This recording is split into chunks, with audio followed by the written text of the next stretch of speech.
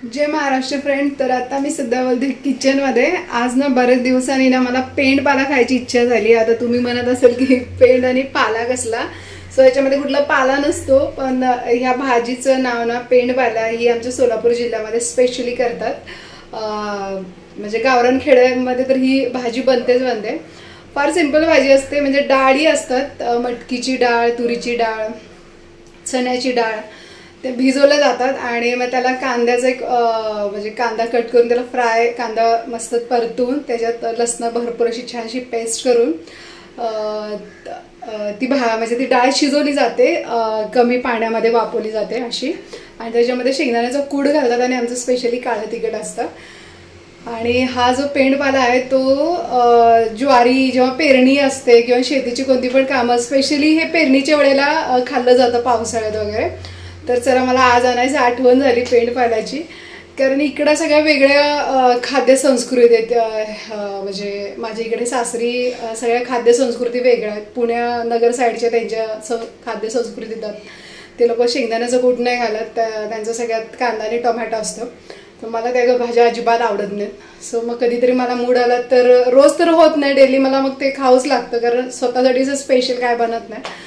तर आणि आपली जरा सोलापूरची माणसं थोडी वेगळी आहेत ना, आपल्याला कसं त्याल जास्त लागतं, त्याल बोलतात ना।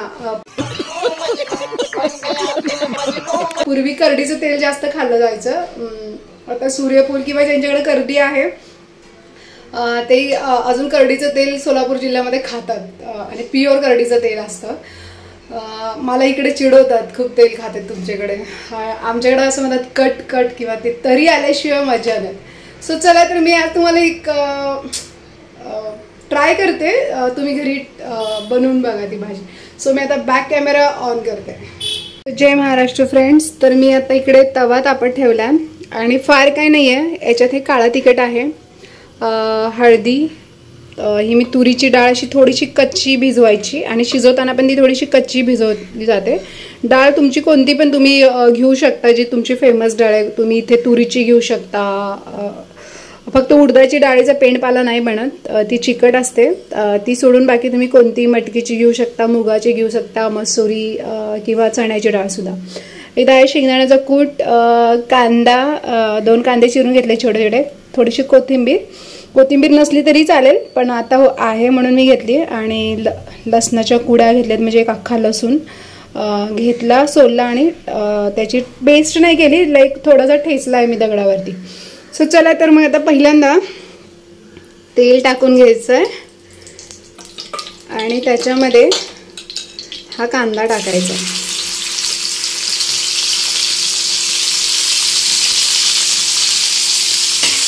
आणि हा आता मेन जे पण त्या भाजीची चव आहे, म्हणजे त्याला पेंडपाला जो म्हणतो आपण, त्याची मेन चव ना ह्या कांद्यातच आहे। हा कांदा असा छानसा भाजून घ्यायचा, जास्त करपवायचा नाही आहे किंवा जास्त कच्चाही नाही पाहिजे, पिंक म्हणजे थोडंसं असं लालसर झाला की मग तो त्याच्यामध्ये बाकीच्या सगळ्या गोष्टी टाकून द्यायचे, आणि अगदी थोडंसं एक पाण्याचा शिपडा, आणि थोडंसं असं कच्चा असतो, म्हणजे थोडंसं पेंडपाला म्हणजे थोडंसं कच्चा, ह्याच्यात कुठेही पाला नाही आहे तरी पण याचं नाव पेंडपाला आहे। आणि हे आमच्याकडं स्पेशली आम्ही शेतकरी लोक हे वापरतो, जेव्हा शेतात पीक पाणी करायचं असतं तेव्हा बायकांना जास्त वेळ नसतो, सकाळी सकाळी शेतात जावं लागतं, मग भाकरी केल्या की पटकन डाळ भिजत घातलेली असते, पटकन होऊन जातं, आणि खरडा असतो त्याच्यावरती मिरचीचा, तो पण मी शिकवेन, कारण माझ्या योगाच्या ग्रुपला जे माझे फ्रेंड्स आहेत योगा, तर त्यांना खूप आवडतो मिरचीचा ठेचा, तर मला व्हिडिओ पण करायला सांगितले त्यांनी त्याच्यावरती, तर बघू कधी वेळ मिळाला तर। बाकीचं तर सगळं आवरून घेतलं आहे स्वयंपाक, म्हटलं आज आणायचं, खाऊसा वाटला पेंडपाला, म्हटलं चला आज एक करते तर थोडीशी रेसिपी शेअर करते। आणि हे आमचं म्हणजे मंगळवेढा स्पेशल काळा तिखट आहे। काळा तिखट हे सोलापूरमध्ये फेमस आहे, त्याला काळा मसाला म्हणतो आम्ही, कांदा वगैरे असतो त्याच्यामध्ये। त्याची ऑलरेडी एक व्हिडिओ आहे मला असं वाटतं आपल्या चॅनलवरती, तुम्ही जाऊन तिकडे बघू शकता। सो आता तुम्ही बघू शकता, तुमच्याशी बोलत बोलत जास्त कांदा करपवायचा नाही आहे आणि जास्त कच्चा पण नाही पाहिजे, की मीडियम त्या कांद्याचे टोन पाहिजेत त्याच्यामध्ये।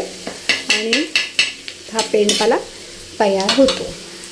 आता मी ह्याच्यामध्ये थोडीशी हळद घालून घेते.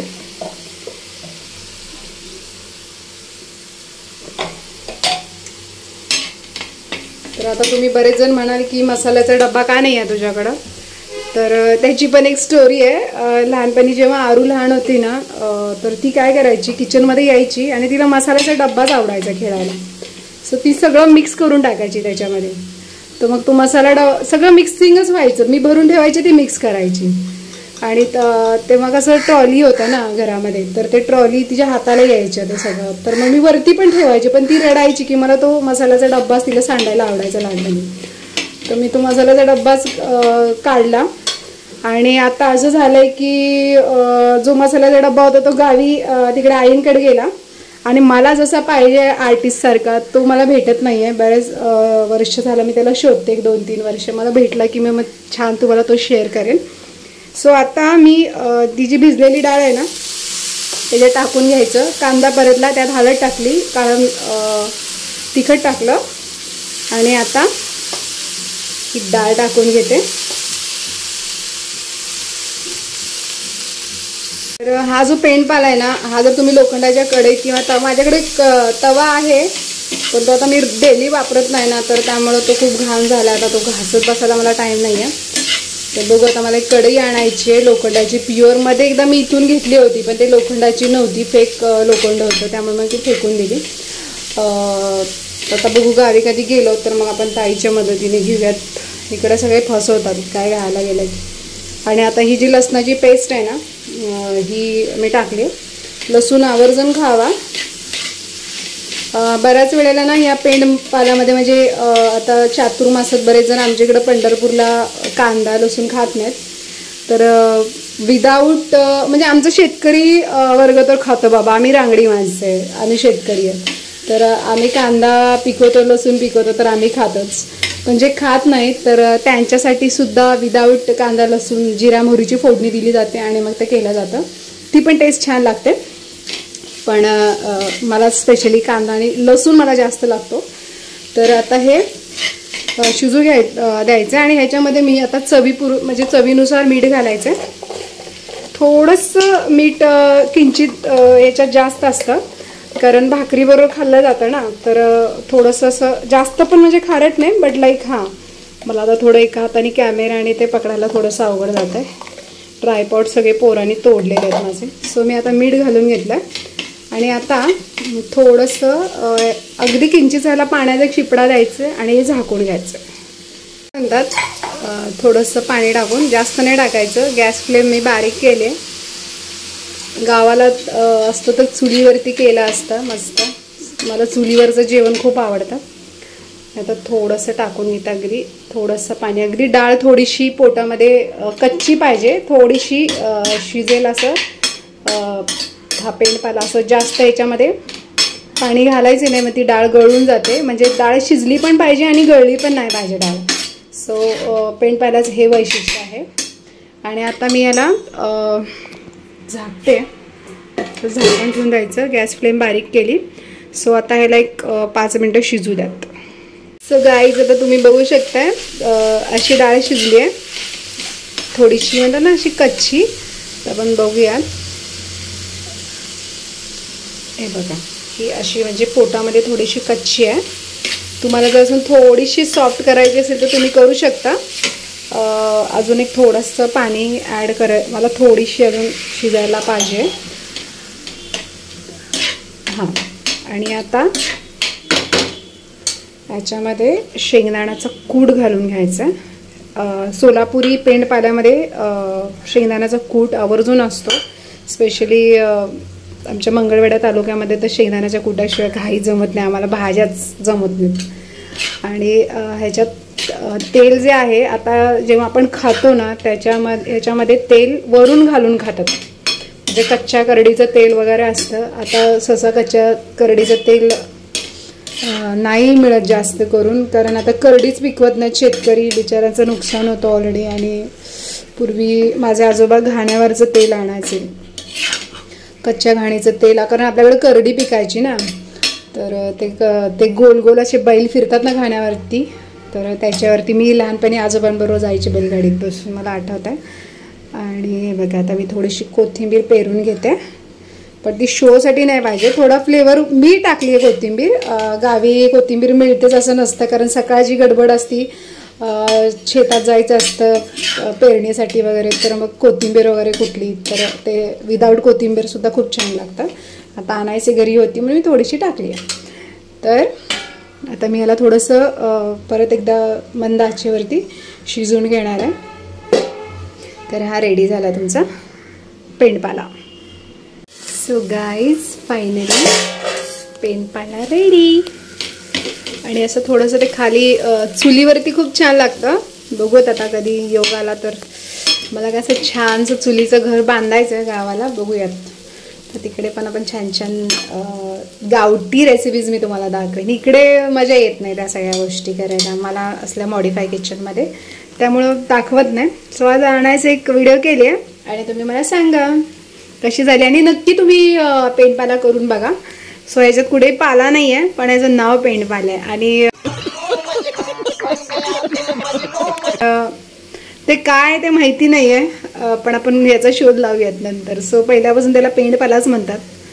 आणि हे तुम्ही भाकरीबरोबर खूप छान लागतो. आणायचे मी आज भाकरी नाही केली, चपात्या केल्यात, पण तुम्ही भातावरती सुद्धा खाऊ शकता. तर नक्की ट्राय करा घरी आणि मला सांगा कसं झालं आहे. आत्ता बाळ आलं माझं शाळेतून दम खाऊन. आणि हे बघू शकता आजकालच्या लेकरांच्या पाठीवरची वज्जी, जसं दगडं भरले त्याच्यात. आमच्या शाळा बऱ्या होत्या रे बाबा. तर आता हे बाळ आलंय माझं. अरू मम्माने आज ना पेंडपाला बनवलाय. कसली भाजी? पेंड आणि पाला. म्हणजे खाऊन बघ तू. खाल्ला असेल पिंकू मावशीकडे, पण तुला नाव माहिती. डाळ, हा डाळ. तर हे आला लेकरू आता, डाळ भातावर जगणारे लेकरू.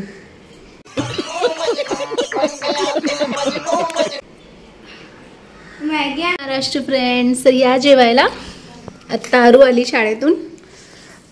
ती 1:30 वाजता येते, मग माझं लंच असतो. दादू 2 वाजता येतो. तर एकंदरीत असं असतं. उशिरा केलं की मग नंतर मग मला ॲसिडिटीचा प्रॉब्लेम आहे. सो हा पेंडपाला आहे. सकाळी भेंडीची भाजी केली होती. हे आवळ्याचं लोणचं आहे जे गावाकडून राई आवळे आणले होते त्याचं. सलाडमध्ये मी थोडंसं कोबी आणि काकडी थोडीच घेतली आज. आणि ह्याला आमच्याकडे ठेचा म्हणतात, मिरचू पण म्हटलं जातं. तर ते कसं करायचं त्याची पण मी रेसिपी तुम्हाला सांगेन. मी थोडंसं दही बरोबर घेतलं, तर मला असं जास्त तिखट नाही जात. तर या सगळे जेवायला. आणि नक्कीच हा पेंडपाला तुम्ही घरी ट्राय करा आणि मला सांगा कसं झालं आहे तो. जसं डाळ म्हणजे जसं ते थंड भाजी होत जाते ना, तर ती डाळ अजून अशी छान शिजली जाते. पण ही पोटामध्ये थोडीशी कच्ची डाळ आहे, तुम्ही बघू शकता. तर हे या पेंडपाल्याचं वैशिष्ट्य आहे. खरं आता हे सगळं खायला शेतामध्ये खूप मज्जा आली असती, पण आता ठीक आहे ऑब्वियसली. बघू आता कधी जाऊ तेव्हा गावाला शेतामध्ये करूयात आपण हा प्लॅन. सो नक्कीच खाण्यात कधी तडजोड करायची नाही. आता काय जण म्हणतील नुसतं खायलाच येतं आहे तुम्हाला. सो ऑफकोर्स खाण्यामध्ये तडजोड नाही पाहिजे. आणि आम्ही शेतकरी माणसे, तर आम्हाला असंच लागतं बाबा खायला. ते तसले मरतमडी आम्हाला नाही जमत. सो दष्टपुष्ट. सो चला तर मग या सगळे जेवायला. रामकृष्ण हरी मंडळी. Bye bye. जय महाराष्ट्र.